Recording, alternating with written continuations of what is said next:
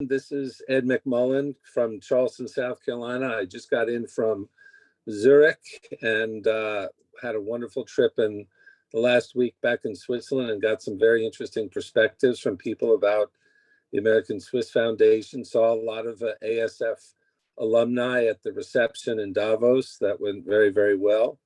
We're very fortunate today to have our 29th ASF CONNECT event. It is a fantastic group of people.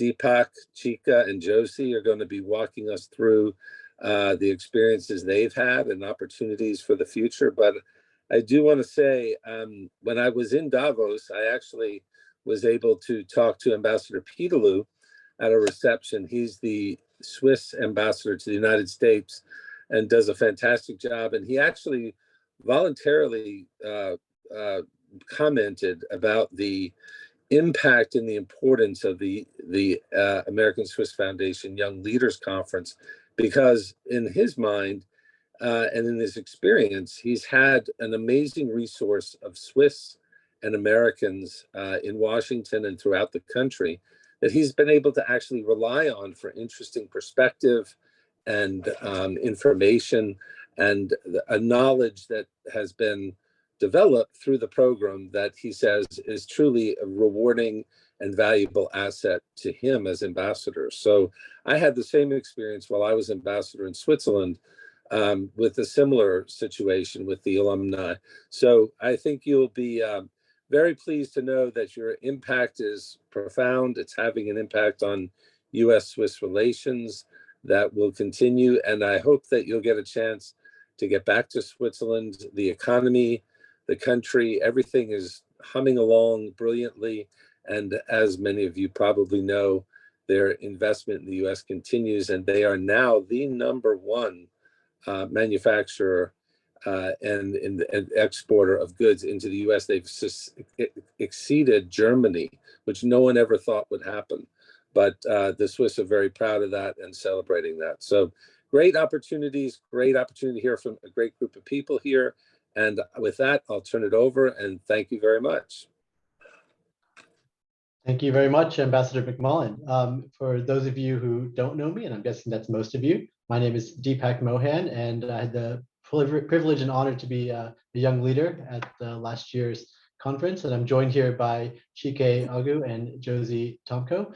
Chike, who is the Chief Innovation Officer at the Department of Labor, and Josie, who is a state representative in the Florida House.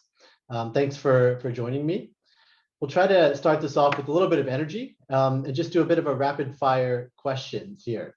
So what I'll do is try to work through the Zoom logistics is ask each of you a question and just go one after the other. So you both don't need to answer the question.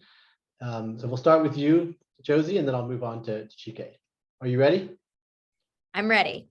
All right. So Josie, what must you do in Switzerland before having the first sip of wine at dinner?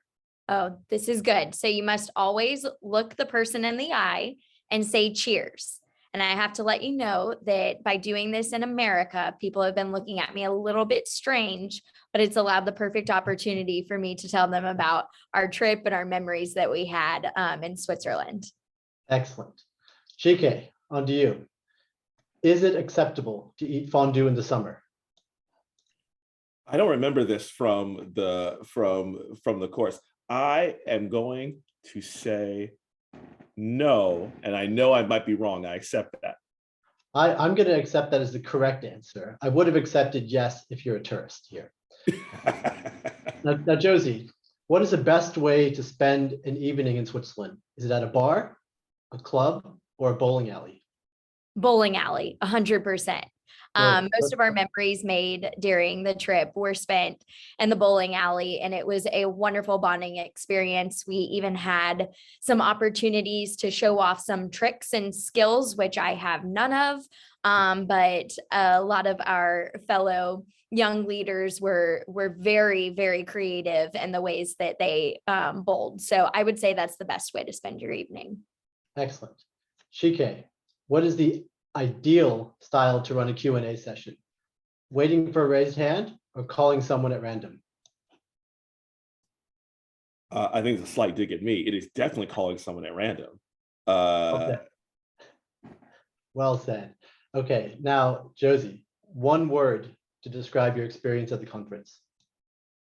It's not technically one word, but eye-opening.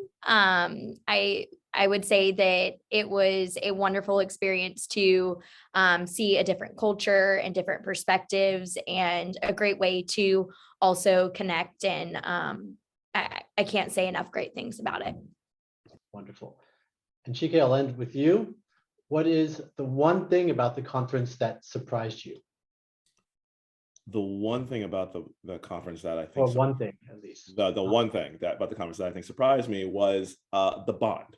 Not just the bond amongst, I think, all of us young leaders, which honestly developed so quickly. I think for me and Josie, it didn't feel like a week. It felt like I've known these people for a much longer time. But then also more broadly, the bond between Switzerland and the United States, which I think intellectually I was aware of, but seeing that kinship, I think particularly at this time and what's happening in Europe, I'm sure we'll talk about that. It was really powerful. And honestly, it's why I was so honored to go. It's why Switzerland will be a part of my life, going forward, as well as all the people that I've met there, the bond. I'm glad you said that, because I think that resonates with me perfectly well. Thanks for humoring me through the rapid fire session. Now let's dig a bit deeper in some of the themes that were brought up during our week together. There's a lot that we covered in this week, but what I tried to do is pull out a few of the things that that really struck me, maybe putting a lot of the politics piece aside. And the first one that really came to mind to me was a session that we all joined in a breakout group around the future of work. And Chike, I'm going to address this one to you, but Josie, I'd love for you to build on Chike's answer. But we talked a lot about the future of work and how Switzerland is trying to address young people and giving them the skills to succeed in tomorrow's workforce. And you, in your experience at the Department of Labor, were able to build on that quite a bit. But I would really love to hear your thoughts and observations about what you learned around the similarities and differences and how each of our respective nations are preparing our young people for tomorrow's workforce. No, I mean, I think in many ways, the U.S. and Switzerland are on almost opposite ends of the spectrum, but in some ways trying to converge. I think the United States, we have historically had a K-12 and post-secondary system where effectively the most prized jobs in the economy, and increasingly just jobs in the economy, require some type of post-secondary baccalaureate credential. That has been kind of the history of the United States. And finally, I think we've come to the place of we need alternate training paths to get people into quality jobs. For anyone who's followed President Biden, his push and my secretary's push on apprenticeship, very much informed by what is happening in Austria, Germany, and particularly Switzerland, is very much so. College cannot be the only way to kind of get to a quality job. In fact, the day that we met with the Swiss American Chamber of Commerce, some of my colleagues were in Zurich meeting with a number of folks from the Swiss government on apprenticeship. We actually have an MOU with the Swiss government on apprenticeship. I think Switzerland has created this unbelievable dual track system where the what we would call vocational or technical, but the apprenticeship path and the baccalaureate path are equally robust, and right now lead to, I think, really powerful outcomes for many people. The amount of people, meeting investment bankers who had been apprentices, which does not exist here in the United States, is really, really powerful. I think one thing I also heard, and this kind of was at the margins, is what's beginning to happen in Switzerland, or at least so it appears, is you are having more and more jobs require that post-secondary credential, baccalaureate. And I think it does lend a question, a bigger question, which is, what is that future of the Swiss apprenticeship system going to look like? I think someone once said it to me, which is 20 years from now, will an apprenticeship be enough in Switzerland to have those great jobs that people kind of have now? And I think that actually is a question. And as an American, I will say, protect your apprenticeship system. It is a powerful thing. It's something that we are trying to replicate. Very, very, very honestly, I'm sure Josie will have some things to say about what they're doing on the state level, but we're trying to replicate what you are as quickly as possible because we need it because of the way that our economy is moving. And so I learned a tremendous amount, and I think we have some more to learn from the Swiss in this regard. But Josie, I would love to hear your thoughts as well. Yeah, absolutely. Thank you, Chike. Obviously, you are the one that knows this more than anyone. But I would say, learning about your vocational training and preparing individuals for trades that are needed in the real world is something that we have seen and been trying to focus on here in Florida. I think it's really important for children, to understand that there's many pathways to success, and the Swiss have really figured that out. And, in our breakout sessions and our conversations, to hear even some of the young leaders that we were surrounded by in the conference who had gone through an apprenticeship program and had learned, hey, either this was the pathway I wanted to take, or this was the pathway that I knew maybe I'm going to take a step back and I'm going to try something else. And I think to have that ability to really do a deep dive into a career and into a profession early on to determine whether or not you would like to have a lifetime career is a big deal. And, that vocational training of preparing, you might not be, the pathway to your success might not be going through the university system. The pathway might be by trade. And we have definitely tried to take those portions of the Swiss system here in America, because I think it's really important. We're losing those jobs, and we're at a all-time high, I would say, for people in those professions. And to be able, like I said, to uplift those children to do maybe a different way of schooling is the best way to do so. And so I think exactly what Chike said, and it was a very eye-opening experience and conversation, and also one that was fruitful, I think, for us to take home to realize some of the changes or some of the programs and initiatives that we need to build on here.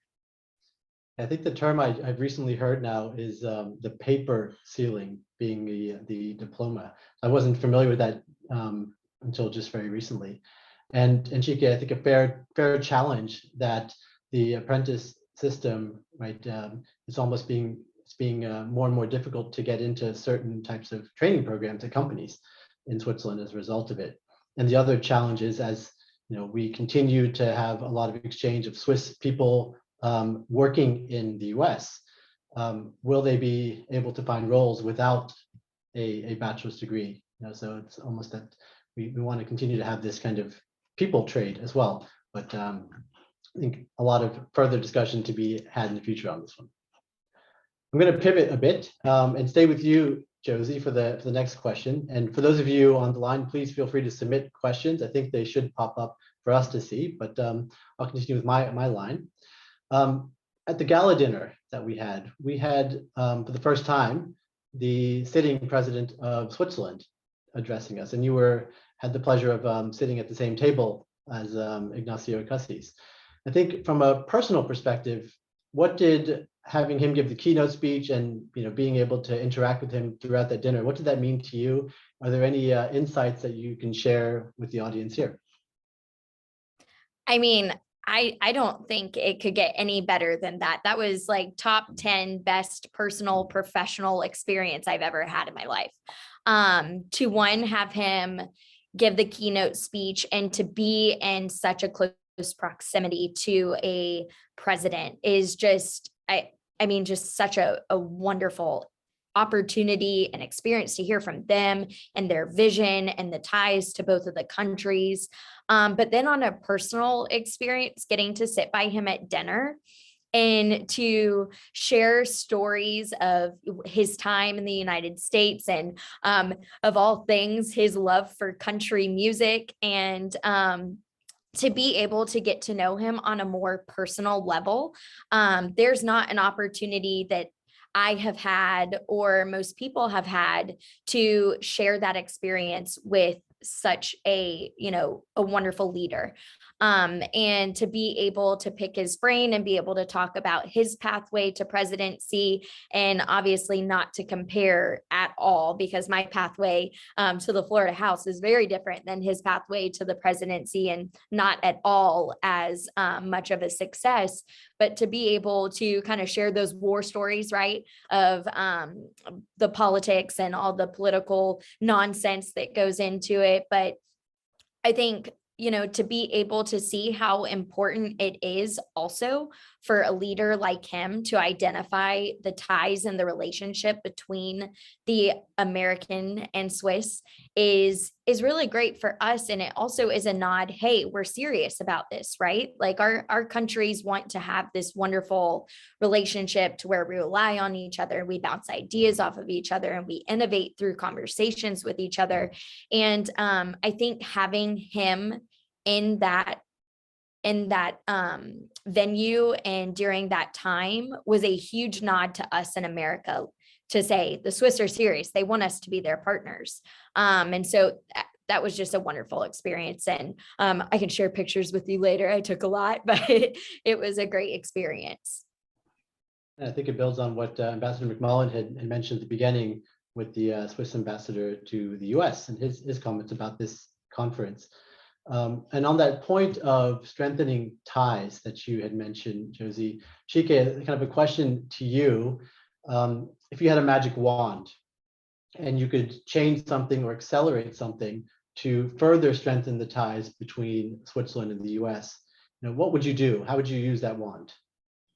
It's a great question. I think, and it relates to one of the things that I really learned. And again, I think intellectually I knew this, but seeing the numbers and seeing the stories of just the economic bonds between Switzerland and the United States is really, really powerful. Again, I just used the example that was used with us, Logitech. I think most of us who have a mouse for a computer likely have a Logitech mouse, particularly here in the United States. And knowing that was a Swiss company that is doing amazing manufacturing work here in the States in a number of places is really, really powerful. I would want to accelerate that. I think similarly, not just the hardware, but also the intellectual kind of property partnership in terms of kind of co-inventing, co-innovating. How do we get more of that? I think as we think about the future, I think one thing that you'll hear my boss talk about, as well as I think many here in America, America is big, America is strong, but America cannot do everything and cannot do everything by itself. And so to the extent, particularly economically, we can work with partners and allies like the Swiss. I think the more of that, the better. And that helps us, number one, create a more prosperous society, but also when things happen, like, for example, a war in Ukraine that disrupts supply chains, those economic alliances are going to be really, really critical. And so that's what I would accelerate. And again, Switzerland is an amazing partner for it because it's already happening. It's already doing. And you almost teed me up for the next question. I think, really interesting response, Chike, in strengthening economic ties. But you mentioned the war in Ukraine, right? A tragic situation that's ongoing. Ambassador McMullen mentioned that he was just coming from Davos, where you had the WEF ending last week. And I heard from some European attendees that at the WEF, at the top of mind for a lot of the European attendees was the war in Ukraine. But at top of mind for a lot of the US-based and Asian-based attendees was actually economic optimism. The war in Ukraine came up a lot during our session. It's a big topic and a lot of discussion around Switzerland and its neutrality and how positions in respect of the war. So I'd be interested, maybe Josie, first to you on how did you, what did you hear during that week around Switzerland's policy on the war in Ukraine? What maybe surprised you about that topic?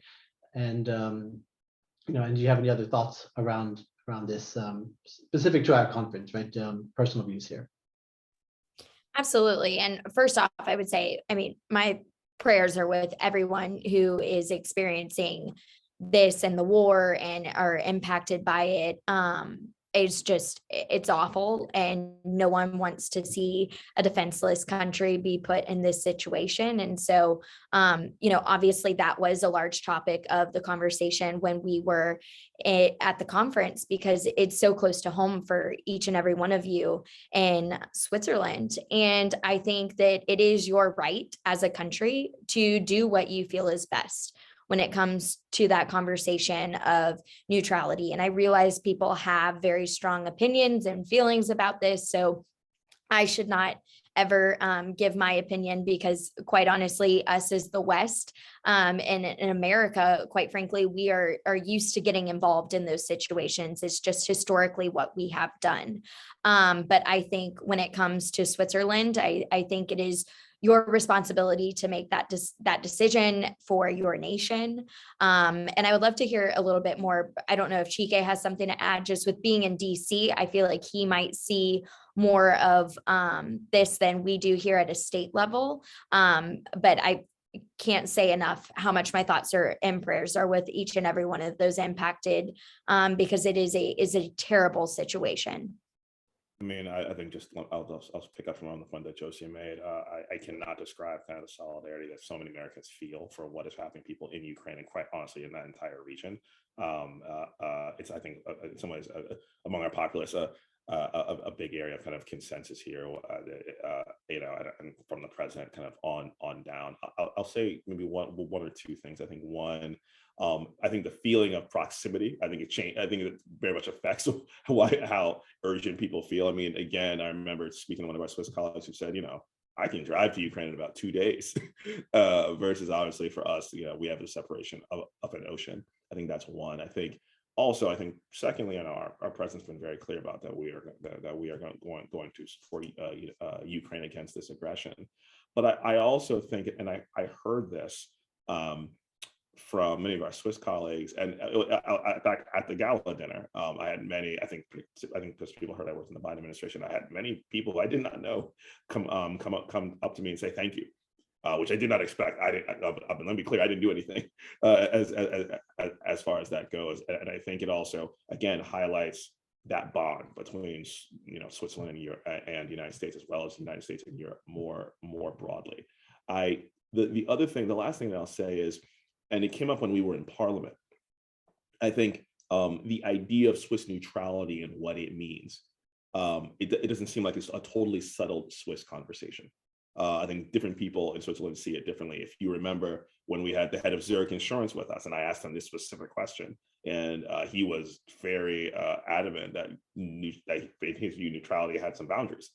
There are other folks who I think see it far more holistically. So in many ways, I know that's probably a central Swiss concept as there is, but the fact that even there's conversation, I think for us as Americans from the outside was really interesting to see. I think in some ways, particularly when new things come up, you have to look at even things that were previously settled. And so that was just an eye-opening thing for me as an outsider, because there are a few things that most Americans know about Switzerland, and they know watches, they know cheese, they know chocolate, and they know neutrality. And to see that something that kind of foundational comes up for debate as you have a situation like Ukraine was instructive for us to see. And I will say, honestly, it was what I saw, a fairly civil conversation. I think we could learn a little bit from that here in the States sometimes about things that are nowhere near as important. I'm definitely going to make the pivot to the parliamentary side in a moment. But what I found interesting was whenever the war was discussed, there was always a pivot to the topic of China, and be it raised by actual panelists who were presenting to us or questions from our audience. And when I watched the similar ASF Connect session from last year, their conference in 2021, topic of China came up repeatedly as well. And I guess the question, maybe Chike, I'll stay with you, is why do you think that is, right? Why in a conference where it's about strengthening the ties between the U.S. and Switzerland, two great trading partners with similar fundamental philosophies around democracy, talking about how we can strengthen ties, why does China keep coming up? Just speculative views here would be great. Yeah, I mean, I think a lot of it is basic math and facts. Whatever the usual big problems are, whatever you're talking about, the United States and China just come up. We are the two largest economies by far. I think together we probably make up 15 to 25% of global GDP. If you think about climate change in terms of who are the biggest emitters, it is the United States and it is China. And you can go down the list of all the big global problems, and there are few of them that can be solved without the United States or China. And so I think that's partially why it comes up. And I think also, you know, there are points of difference between the United States and China in terms of philosophy, actions around the world, so on and so forth. But I honestly think those two, we're so large that we just, it's impossible to have a conversation about almost most issues without including one of those two countries, if not both. I think that's one. I think as we also think about, there's a conversation, I think, pulling away from China for a second, and broadly, how are countries competitive this kind of 21st century, for the United States. You've heard the president talk about kind of a new industrial policy, really thinking through how we invest in industries of the future, from semiconductors to green technologies to just basic infrastructure. And I think there are many who have that conversation with China in the back of their minds, as far as this is a competitor and maybe a larger competitor in the future. So I think it's partially just the size and the fact you can't have important conversations about global issues without those two countries. And then I do think, secondly, as people are trying to figure out how to be more competitive, they may also have China in the back of their mind as they have that conversation. If possible, could I add a little bit to that as well? Please do. Yeah, so I think that obviously what Chike said too, I would add that for us, I think for everyone, they feel how the conversation of China is just surrounded in every area of life, whether it be politically, business. And, we see it in Florida, and we've taken substantial measures, whether it be our initiative now that we've moved to ban the sale of certain types of land to some Chinese controlled entities, and why we're continuing to put more in strict screening processes for foreign hires in our university systems. We had a situation here in Florida where the Chinese government had researchers and a higher up at a research institution on payroll, and they were selling the research to the Chinese government. So these are all issues that we're feeling at home. They're very relevant to everyone's day of life. And I do think it's interesting that not only they're shared conversations that we're having with the Swiss folks and the American folks. And I just think their big presence in our cultures and in our countries is something that sparks that conversation and debate, and obviously what Chike said as well. I think that's really insightful comments. Thank you both for that. And one of the things that struck me is when we were at Parliament, we had 4 political parties represented in a moderated discussion. And the common theme there across the parties, though, was that when it comes to China or the Russian aggression in Ukraine, that Switzerland stands with the West. We're part of the West, and we stand with the West. So it's kind of it's not a U.S. and Switzerland, but it's an us in this conversation when it comes to these relations. So that was really interesting. But also in that discussion that we had at Parliament, right? Four parties from far left to far right.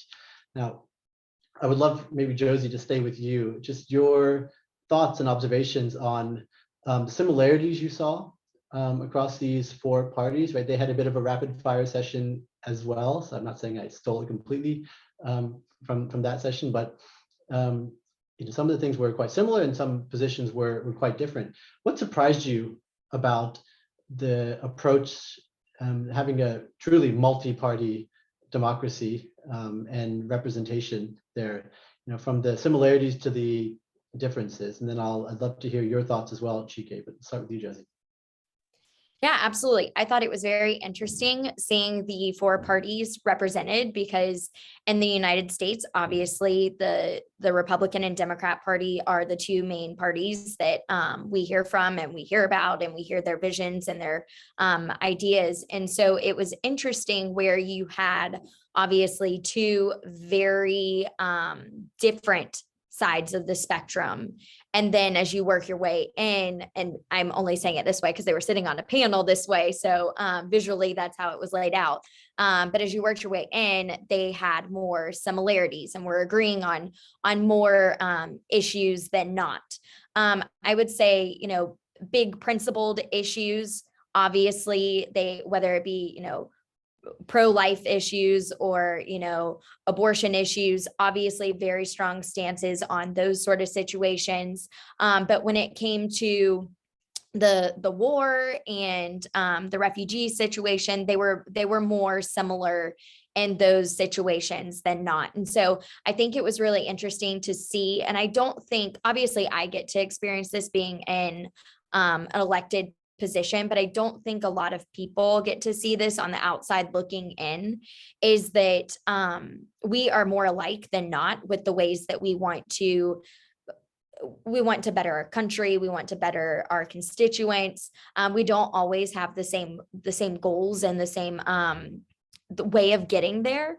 But to hear those larger conversations being had and see that they are cordial, they can have conversations, they can have debate, was really interesting. And I know that it got brought up a lot in our group of whether or not the United States could have a political party system.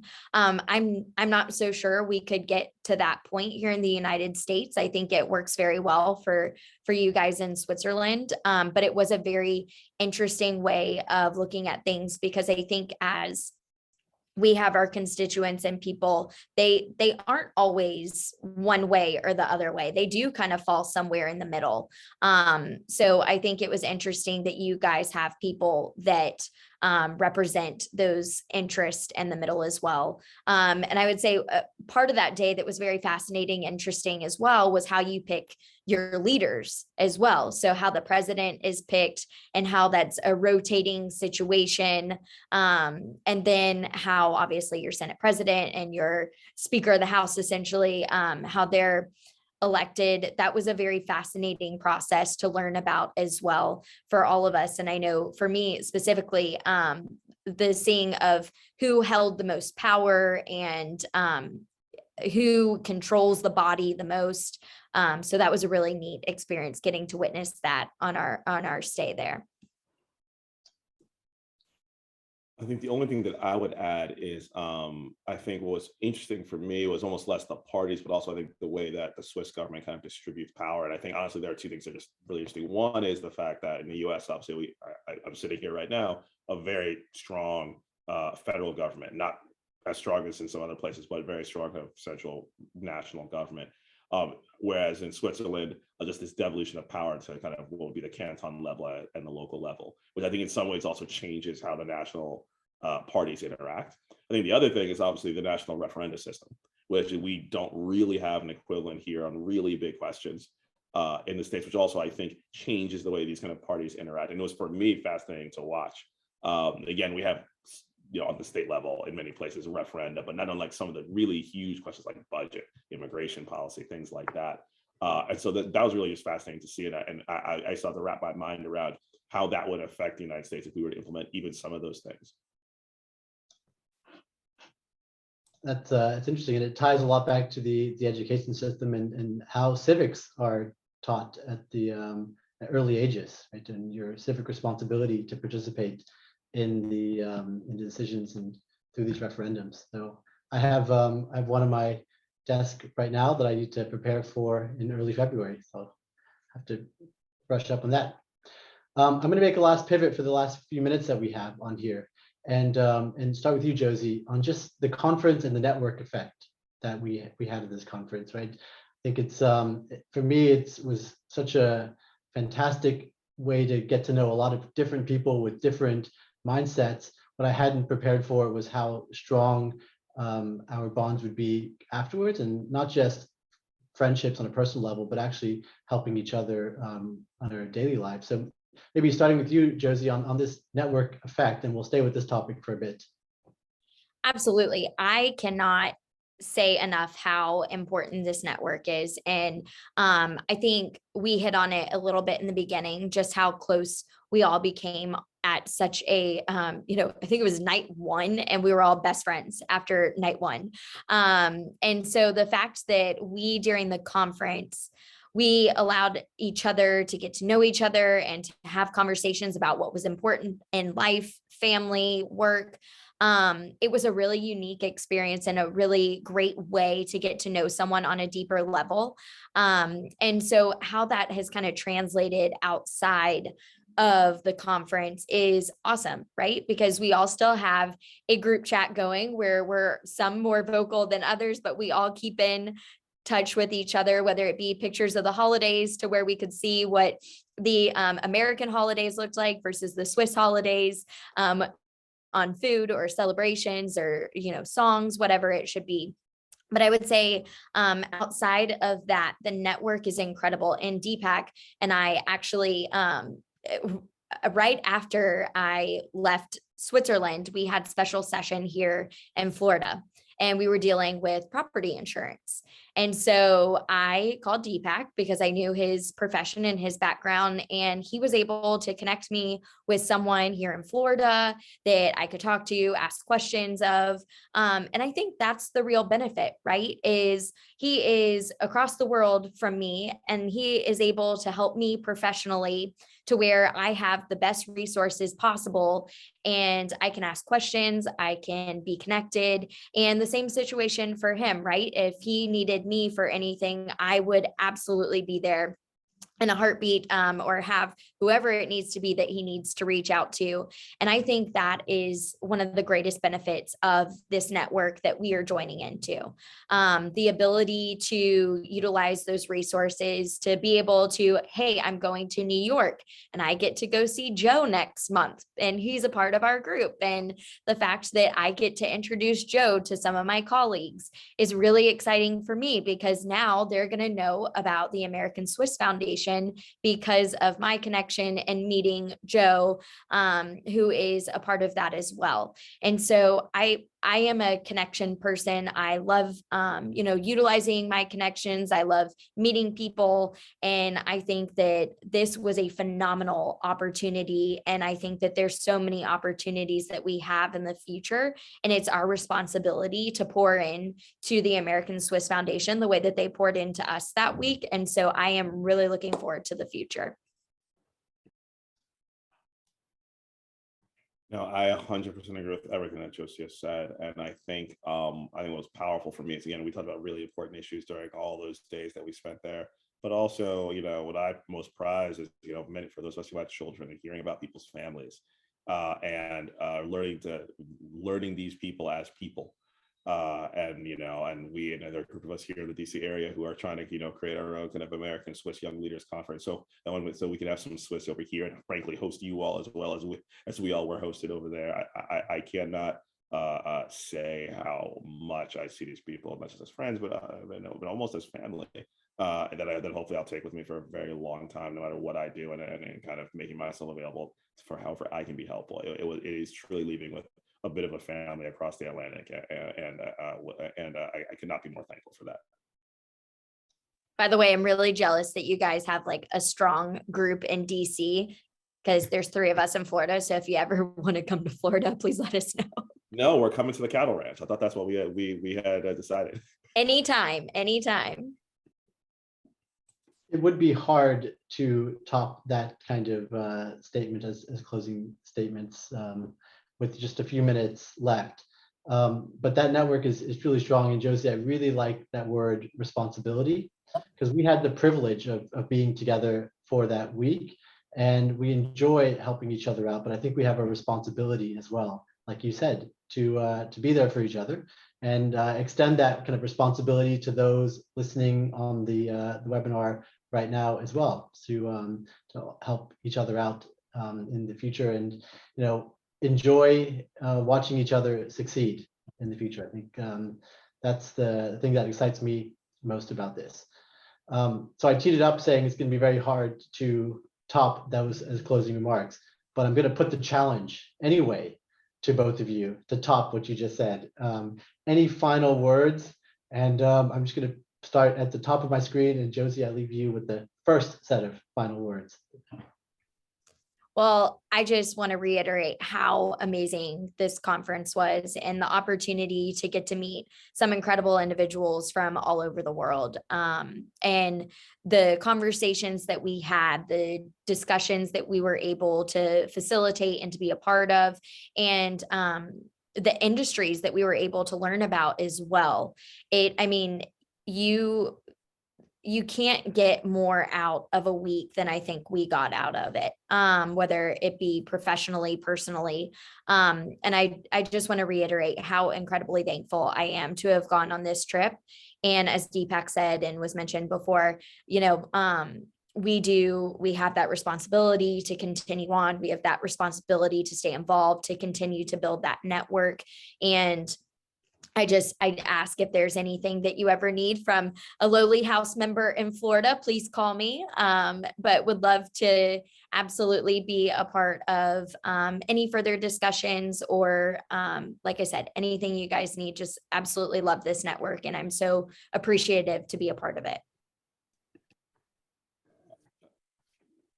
I mean, the only thing that I can say is that I think what's become clear, not just for me in this conversation, but throughout that entire week, that this is very much not just a great trip, not just a great conference, but it's very much a trust. It's very much, you know, I am benefiting from a lot of work that the American Swiss Foundation does, but more that alumni before me have done and continue to do to keep this up. And now I feel like this is on me.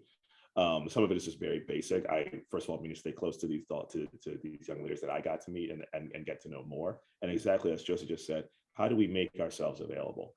Again, to all of the amazing young leaders who have come before us, but more broadly, I think are part of a really critical bridge across the Atlantic.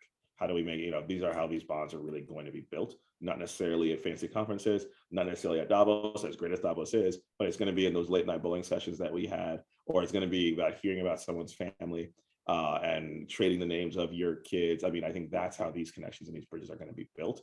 And I think from now and into the future, I know I take it on me to keep building that bridge. I know Josie does as well. And I just cannot overstate how grateful I am to be part of this community. I fully echo both of your comments, and like to thank you very much for your candid and open views during this session. And I'd like to hand back over to Ambassador McMullen for any final closing remarks. And thank you all for joining. Well, what a great job. I mean, that was fantastic, Deepak, Chike, Josie. You really did a fantastic job here. I want to just say, observation from what you've said, hearing what you had to say about President Ignacio Cassis, who I work very closely with, you really got the essence of the man. He loves the United States. He loves the West. He's been a great leader. He's just handed the baton over to the next president, Alain Berset, who is also a great leader. But I'm glad to see you could feel and encounter a leader like Ignacio. President Cassis really was and continues to be a great friend of the West. I think I can speak for ambassadors before me. I know Ambassador Whittlesey, who was one of our great visionaries, Ambassador Frederick, Ambassador Levine, who preceded me, was a great friend and supporter of when I transitioned into the ambassadorship. We all know the importance of the young leaders, and I'm very pleased to see the continued interest, engagement, and involvement, because we have a couple things we have to ask you for. We need you to really focus on the nominees for 2023. We are always looking for great quality nominees, and you are the future that really knows your generation and where the talent is. So please let us know those names. Also, I hope that at the end of February, we'll be at the New York Stock Exchange with the American Swiss Foundation doing a fantastic opportunity to get Ambassador Peterloo and I will do a observations on the U.S. Swiss relations as they stand today. It should be a really well-attended event. I hope that you can make it. And I'll just say and end this with the hope that we'll see you in New York, and stay tuned for some fantastic, exciting developments with the American Swiss Foundation as we plan 2023 and some new program for 2023 and 24, new opportunities to reach a bigger and broader audience. So thank you all very much and have a wonderful day, and look forward to seeing you in New York at the end of February.